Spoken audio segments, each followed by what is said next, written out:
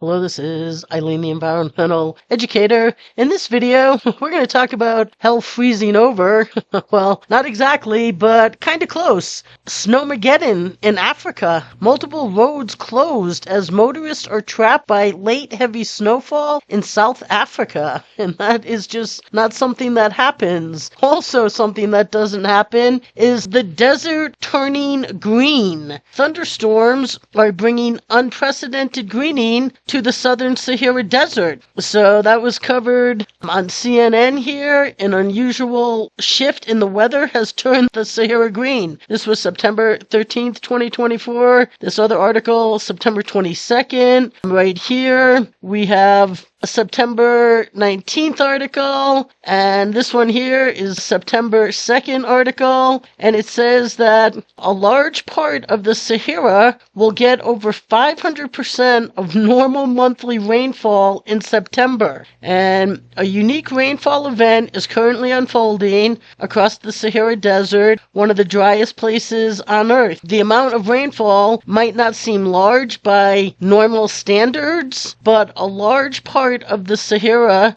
will get over 500% of normal monthly rainfall in September. It says here that it's not very often that the Sahara Desert experiences these rainfall events. They are very rare, less than once per decade on average, but they are usually a sign that something is changing in the Earth's weather system, indicating an unusual state of the atmosphere as we head into autumn and winter. And this CNN article shows a September 13th satellite picture that shows the greening in Africa, which is something that you just don't see in the Sahara Desert. But here it is right now. It says that after an unusual influx of rain, the color can be seen from space creeping into one of the driest parts of the world. A number of these articles show this same picture, but there you are. There is a lot of greening in the Sahara Desert there. It says the phenomena is also marked by an increase in stormy weather that erupts when the moist tropical air from near the equator meets hot, dry air from the northern portion of the continent. The focus for this stormy weather, known as the Intertropical Convergence Zone, shifts north of the equator into the northern hemisphere southern month. Much of it sags south of the equator during the southern hemisphere's warm months. It says that, but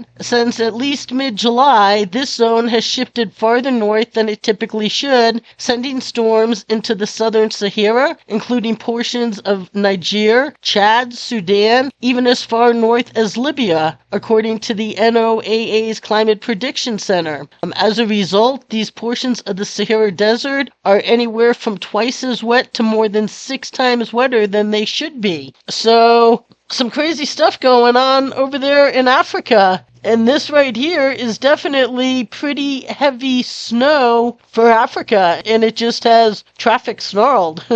Africans don't know how to drive in snow.